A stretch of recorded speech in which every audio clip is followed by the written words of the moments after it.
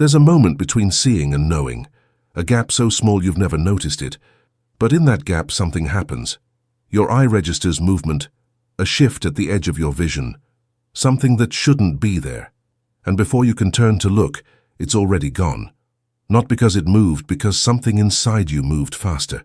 The ancient priests of Chem had a name for this. They called it the erasure, not a failure of vision, a success of programming. Your eyes work perfectly. It's what happens after that's been designed. The question was never whether you saw it. The question is, who taught you to delete it before you could hold it in awareness? Before I give you the technique that changes this, you need to understand three things. First, your perception is edited before it becomes experience. Second, your peripheral vision catches what your focus erases. Third, there is a specific way of not reacting, and that's the key. The third one changes everything. But the technique comes at the end. First, you need to understand the map, because without the map, the technique is just another trick that won't stick.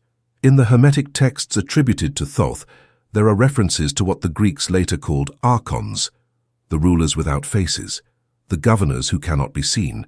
Call them Archons, patterns, parasites of attention, or interference. The label changes. The mechanics don't. What matters isn't whether you believe they exist. What matters is whether this map helps you navigate what you already experience. And here's what you already experience. You've felt watched in empty rooms. You've had thoughts that didn't feel like yours, cruel, intrusive, out of character, and dismissed them as just my mind. You've seen something shift in your peripheral vision, turned to look, found nothing, and told yourself you were tired. The Hermetic tradition offers a different explanation. You weren't imagining. You were perceiving. And then something intervened. Modern neuroscience has a term for this. Anil Seth, a neuroscientist at the University of Sussex, describes human perception as a controlled hallucination. Your brain doesn't show you reality. It shows you a highly edited model of reality. Most of what your retina registers never reaches conscious awareness. It's filtered out, deleted before you know it existed. What Thoth called the erasure, science calls pre-conscious filtering. The name's changed. The phenomenon remains. And here's the question neither tradition fully answers. Who decided what gets filtered? Why are certain things, consistently, across cultures, across centuries, seen in the periphery and erased when you look directly? The Gnostic texts suggest the answer is uncomfortable. The filter wasn't designed to protect you. It was designed to protect something from being seen by you. The human eye perceives visible light, roughly 380 to 700 nanometers. A tiny sliver of the electromagnetic spectrum. Infrared is here, you don't see it. Ultraviolet is here, you don't see it. And according to Hermetic teaching, the frequencies where certain presences operate are also here. You don't see them, at least not with default settings. But default settings can be changed. The priests of ancient Chem knew this. They developed a method. They called it the Ibis Gaze. The ibis was Thoth's sacred bird, and the ibis doesn't hunt like other birds. It doesn't focus and strike. It walks slowly along the water's edge, gaze soft, relaxed, receptive, and perceives movement that sharper-eyed predators miss. The ibis sees what's almost invisible because it isn't trying to see anything specific. It's open to the entire field. That's not metaphor, that's method. Before the technique, you need to understand what you'll perceive when it works, because it won't look like what you expect. The texts don't describe archons as demons with horns, or ghosts floating through walls, or monsters waiting in darkness. They describe them as presences that have form, that occupy space, that exist in dimensions overlapping material reality, but vibrating at rates the standard eye doesn't detect. When practitioners report beginning to see them, the descriptions are remarkably consistent. Distortions in the air, like heat shimmer, but moving with intention. Shadows that have depth, even when nothing casts them. Visual static, that assumes vaguely recognizable shapes. Dark smoke that moves against physics. Dense patches in space, like holes in light itself. What you perceive depends on which type of presence you're detecting and how dense its manifestation is in that moment.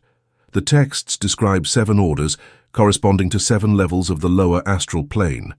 Each order has specific function, each manifests differently, but that teaching comes later. First, you need to see one. Then you learn to distinguish.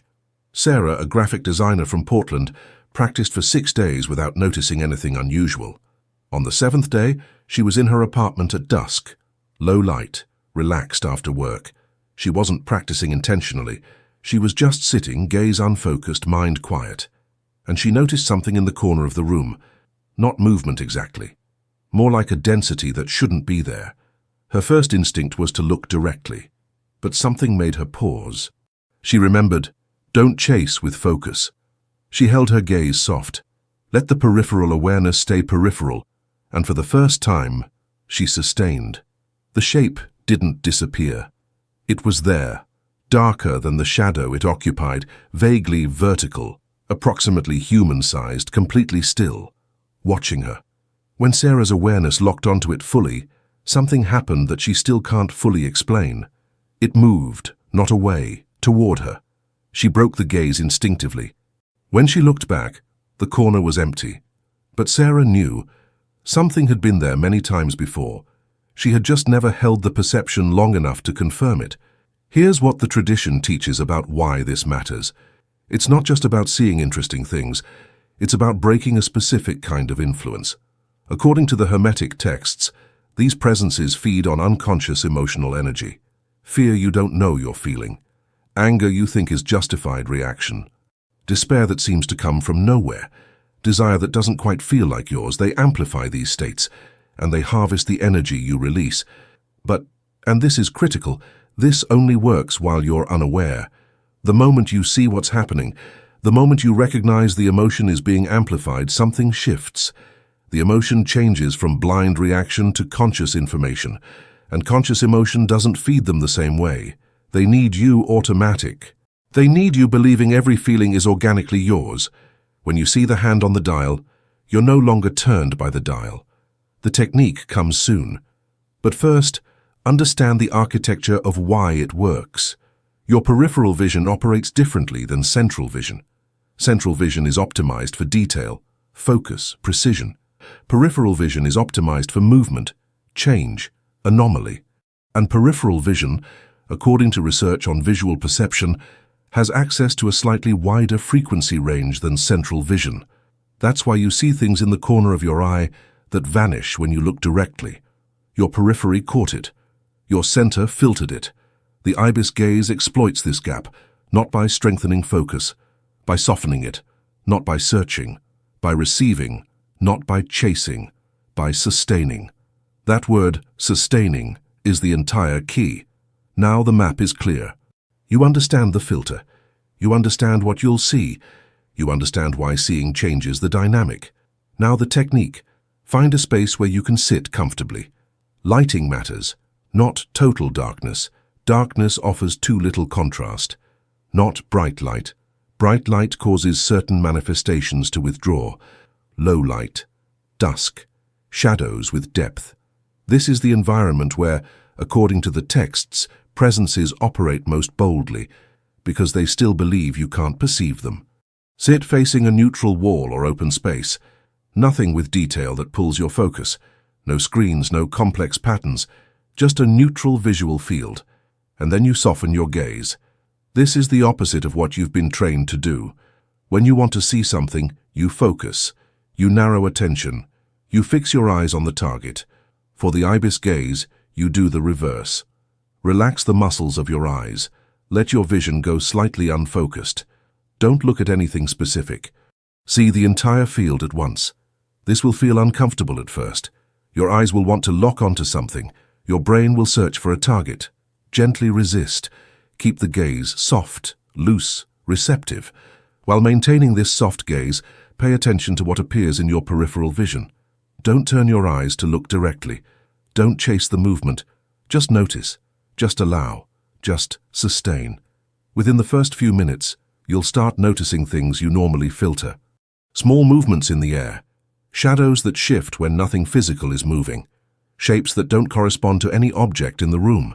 The first instinct, and this is the instinct you must override, is to look directly at those shapes. The moment you do, they vanish. Not because they weren't there, because your central vision engaged the filter and deleted what your peripheral vision detected. So you don't look directly. You keep the gaze soft. You acknowledge the movement in the periphery without chasing it. You sustain the perception without reacting. And here's the key. You sustain for longer than you're used to. The natural tendency is to glance and look away in fractions of a second. Glance, see nothing normal, look away, forget. You're going to break that pattern. You'll hold peripheral awareness for 10, 20, 30 seconds without moving your eyes, without focusing, without judging, just sustaining. And somewhere between the 5th and 10th minute of practice, something begins to shift. Your brain realizes that what's appearing in the periphery isn't going away. It's not random noise. It's consistent. It's present. It has pattern. And when the brain recognizes pattern in something it was deleting, the filter begins to relax. That's when the first clear perception happens. It won't be what you expect. It won't be a dramatic apparition materializing before you. It will be subtle. A distortion you can finally sustain in perception. A shadow with depth that shouldn't exist. A movement that clearly corresponds to nothing physical. And here's how you know it's real perception and not mental projection. According to consistent practitioner reports, the presence reacts to your attention. The moment your perception locks onto it clearly, it moves, either toward you or away. That response, that reaction to being perceived, is what distinguishes perception from imagination. Imagination doesn't react to being observed. Real presences do. The first time you sustain perception of something for more than a few seconds, something happens that the ancient texts describe. They called it the moment of mutual recognition. You perceive the presence, and you sense that it knows you're perceiving. There's an exchange, not of words, but of something more fundamental, awareness of awareness. And in that moment, according to the tradition, the dynamic shifts. Before you were someone who didn't perceive the influence. Now you're an observer who identifies what's operating. And conscious observers, the texts say, are not affected in the same way. As you practice, you'll begin to perceive in places you didn't expect. First, probably in your own space. You'll be sitting in your living room, soften your gaze, and perceive something in the upper corner of the room, or near a doorway, or hovering in the middle of the space. Most of the time, according to reports, it's not actively attacking. It's observing, waiting for an emotional spike it can amplify and harvest. But now you perceive. And because you perceive, you can do something that was impossible before. You can recognize what's there, hold the gaze, and declare, aloud or silently, I see you. You have no influence here. Leave. And according to practitioner reports, most of the time, something shifts.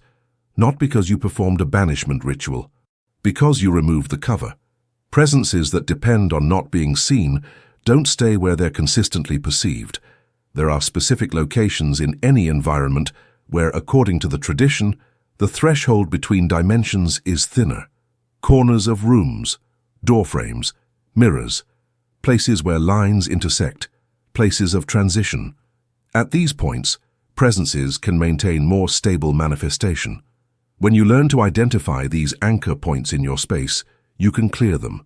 Not through elaborate ritual, through sustained attention. Look at the point. Soften your gaze. Perceive what's there. Sustain. Declare that space will no longer be used. The declaration doesn't need to be dramatic.